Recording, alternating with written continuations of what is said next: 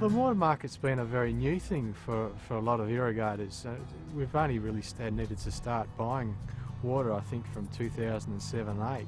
And when we needed to do so, the water price hit, I think, $1,100 a meg then. And since then it's sort of come down. And I think early on we weren't all that, as irrigators, it was a game that we didn't really know how to play, and that's why so a lot of the high prices were paid for water, and they clearly weren't sustainable at that price. The market's matured, and now we've seen prices at the beginning of this season starting at around 300, and now that we're on 100% allocation, they're below $100 per megalitre. So it's something that it's a difficult one to get your head around, because you don't really know what's going to happen with rainfall and water allocation. It's a market-based system to allocate scarce resources, and it allows growers to, as I said, in times of when their entitlement has a low allocation, they can buy in additional temporary water as they need it to keep their enterprise going. In 2002, when we were establishing a property up the road, we had more water there than we were using, and that enabled us to sell a little on the market. But now the boot's on the other foot. Now we don't have enough water usually to get through the season. Now we need to enter into the marketplace and buy water to irrigate our crop. So,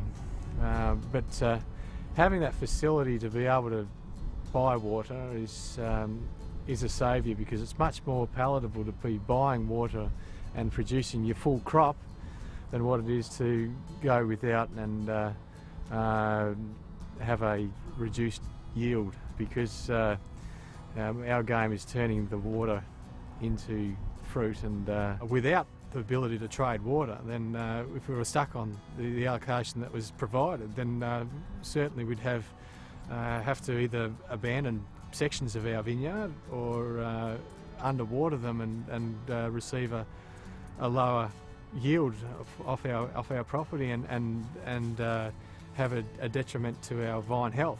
So water trade has been quite important to us, because we simply need water to grow our vines. In terms of permanent water entitlements, it's now been unbundled from land, so growers or irrigators who own a permanent water entitlement have their own title, and it's similar to a land title in a lot of respects. It's registered at the state registry and so on, and growers can raise money against that, use that entitlement as security to obtain funds from lenders. They can lease the annual allocation from that entitlement out on a long-term basis. So if they don't have a particular use for their annual allocation, they can set up a long-term lease to another grower who may need it, so it creates an income stream in that way.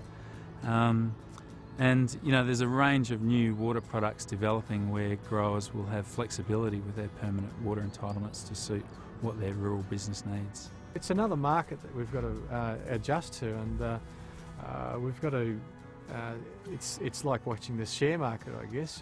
You're watching the price of water, and you're trying to determine when you think you may need to buy it.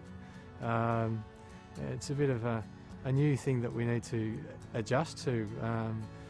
All the information that we've been provided for is that the water price is always lower in the second half of the year, but you're never quite sure. Growers can get information about the water trading and the water markets from the various state government websites. So the Victorian Water Register has a lot of information about what the current temporary price is, what volumes have been traded.